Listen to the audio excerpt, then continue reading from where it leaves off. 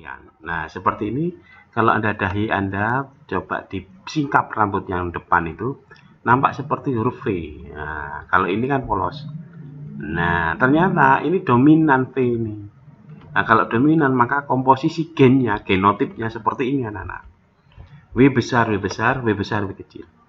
Ini komposisi genotip atau komposisi gennya. Sedang ini resesif karena ya W kecil semua. Ini sifat yang kedua, bentuk pertumbuhan rambut pada dahi. Mungkin kita bisa lihat lagi sifat yaitu pada perlekatan cuping telinga. Nah, saya coba tunjukkan gambarnya. Ini gambarnya. Nah, ini ada telinga. Enggak, kalau ini beda kan? Ini lihat ceret langsung nempel pada pipi. Ini kan enggak gelantong dulu, baru nempel pada pipi. Nah, ini yang tidak melekat, ini langsung melekat. Nah, ternyata yang dominan adalah yang ini. Nah, yang ini ternyata yang dominan. Diberi komposisi gen G besar, G besar. Nah, selama ada gen G besar, maka bentuknya seperti ini. Ini juga begitu G besar, meskipun pasangannya adalah ada G kecil, maka selama ada G besar, maka dia pelekatannya langsung tidak melekat. Kalau ini kan langsung melekat, nempel. Maka diberi huruf G kecil, G kecil. Itu adalah cuping telinga. Yang keempat, nah, bentuk rambut. Ya, ternyata bentuk rambut keriting, keribu itu adalah dominan anak-anak. Sedangkan yang lurus saja itu kecil, lurus ternyata resesif. Nah, kalau C besar, C kecil, lah mungkin bentuknya seperti ini, berombak. Ini bentuk.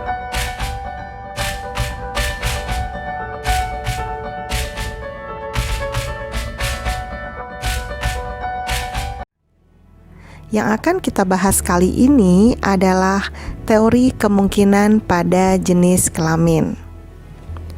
Teori kemungkinan pada jenis kelamin merupakan perbandingan antara peristiwa yang diharapkan dengan peristiwa yang mungkin terjadi pada kemunculan jenis kelamin dalam suatu perkawinan.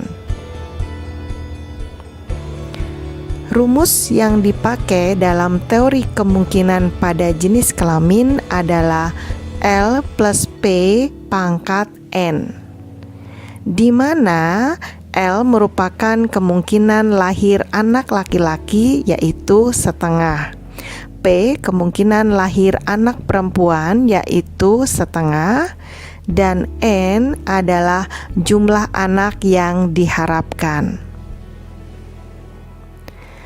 Nah, sekarang ada rumusnya. Jika anak yang diharapkan 1, maka rumusnya L plus P pangkat 1 sama dengan L plus P. Jika anak yang diharapkan 2, maka rumusnya L plus P dipangkatkan 2 sama dengan L kuadrat plus 2LP plus P kuadrat. Jika anak yang diharapkan 3, maka rumusnya L plus P dipangkatkan 3 sama dengan L pangkat 3 ditambah 3L pangkat 2 P ditambah 3LP kuadrat ditambah P pangkat 3. Dan jika anak yang diharapkan 4, maka rumusnya L plus P dipangkatkan 4 sama dengan P pangkat 4 ditambah 4L pangkat 3 P plus 6L pangkat 2 P pangkat 2 ditambah 4L P pangkat 3 ditambah P pangkat 4. Nah, sekarang kita aplikasikan ke soal ya. Contohnya, jika jumlah anak yang diharapkan dalam suatu perkawinan adalah 4 orang, terdiri dari 2 anak laki-laki dan 2 anak perempuan, maka rumus yang dipakai atau dipilih adalah 6 L dipangkatkan 2, P dipangkatkan 2. Kita masukkan ya, L dan P-nya setengah.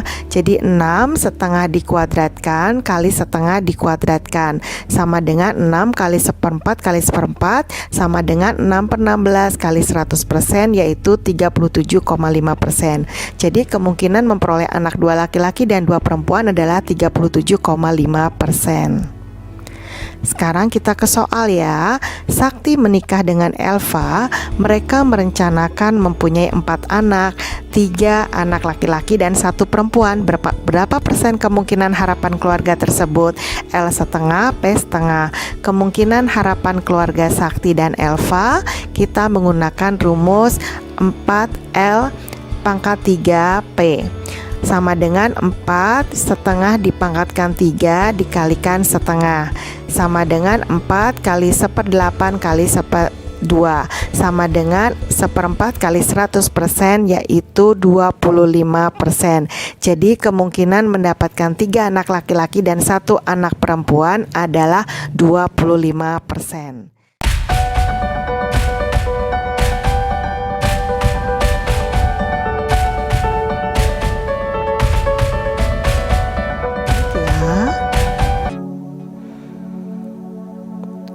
Yang akan kita bahas kali ini adalah persilangan golongan darah sistem ABO.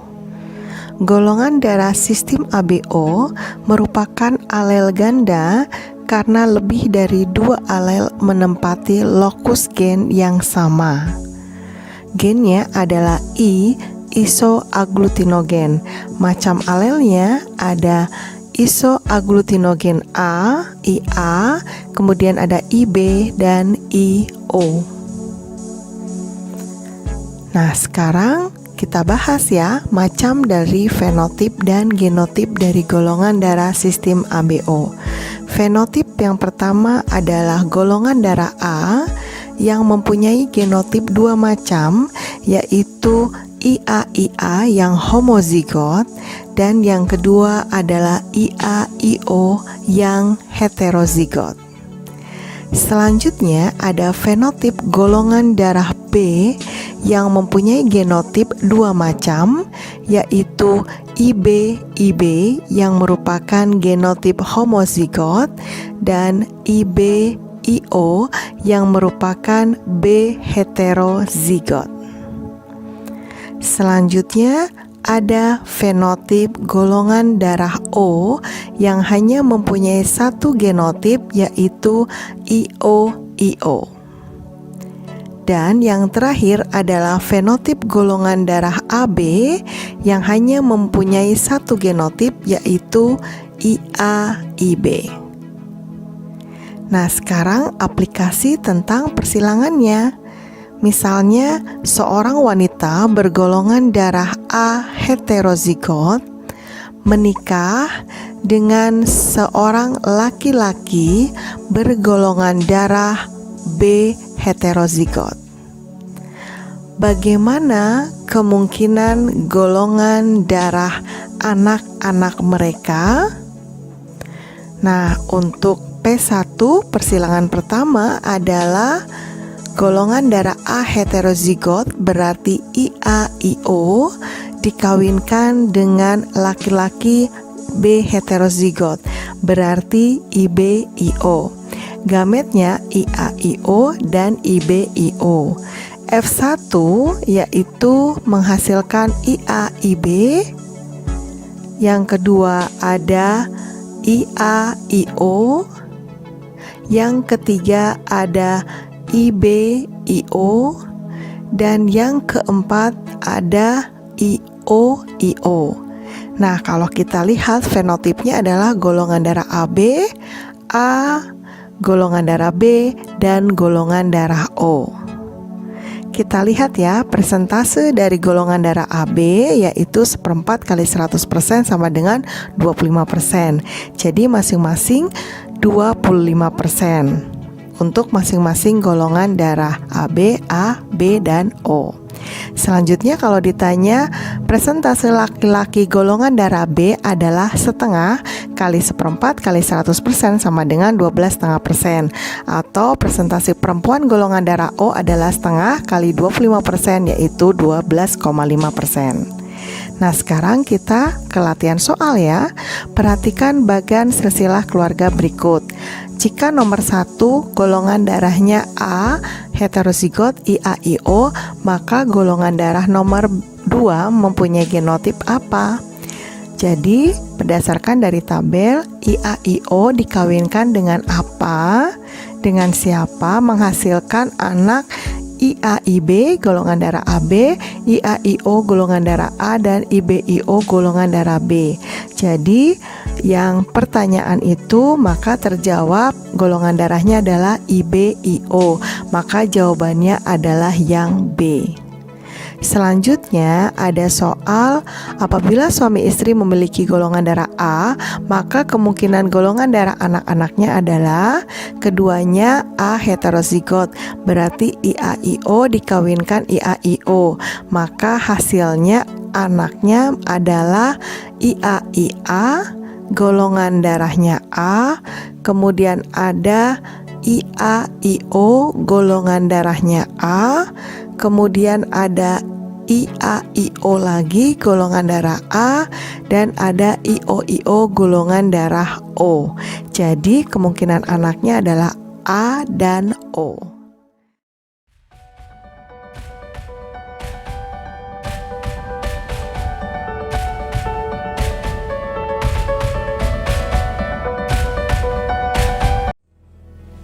Yang akan kita bahas kali ini adalah persilangan golongan darah tipe rhesus.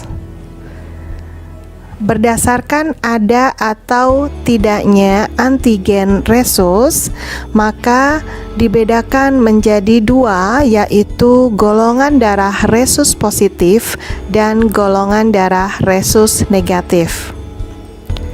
Rhesus positif mengandung antigen atau agglutinogen rhesus dan menunjukkan reaksi penggumpalan terhadap antibodinya. Sedangkan untuk golongan darah rhesus negatif tidak mengandung antigen atau agglutinogen rhesus, sehingga reaksi terhadap antiserum RH negatif atau tidak terjadi penggumpalan.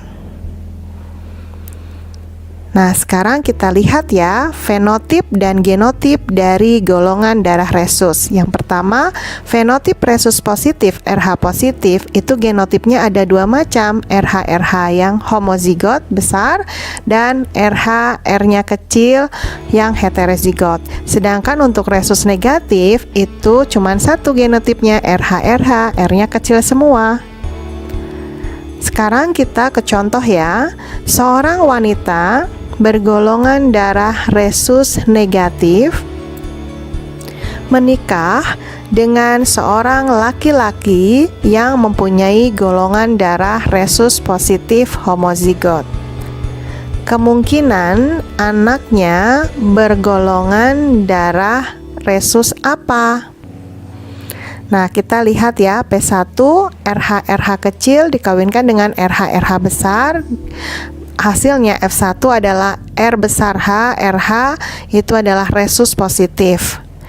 Pada kelahiran anak pertama untuk kasus ini, kemungkinan anak lahir dengan selamat. Tetapi kehamilan selanjutnya, ibu sudah membuat antibodi untuk melawan RH positif, sehingga janin akan dihancurkan oleh antibodi RH positif kepunyaan ibu. Atau bila sampai dilahirkan, janin tersebut lahir dengan kondisi tanpa eritrosit atau sel darah merah yang nama kelainannya adalah erythroblastosis fetalis. Ini hanya terjadi jika ibu RH negatif bersuamikan RH positif. Biar aman, wanita RH negatif menikah dengan laki-laki RH negatif juga. Nah, sekarang kita ke contoh soal ya. Pada suatu hari ada seorang anak bernama Neneng datang ke rumah Bapak Aib dan Ibu Ipah. Ia mengaku sebagai anaknya. Pada saat datang ke rumah tersebut, Bapak Aib dan Ibu Ipah sudah meninggal dunia. Benarkah pengakuan Neneng tersebut jika ia bergolongan darah A RH positif, sedangkan Bapak Aib bergolongan darah B RH negatif dan Ibu Ipah bergolongan darah AB RH positif? Nah, kita lihat ya.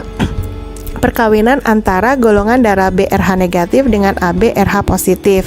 Salah satu anaknya kita lihat ada F1-nya yaitu IAIO ya, kemudian RH-nya adalah RH besar dan RH kecil. Jadi anaknya adalah golongan darah A RH positif. Nah, ini salah satu kemungkinan anaknya. Jadi memang Neneng adalah anak dari Ibu Ipah dan Bapak Aib.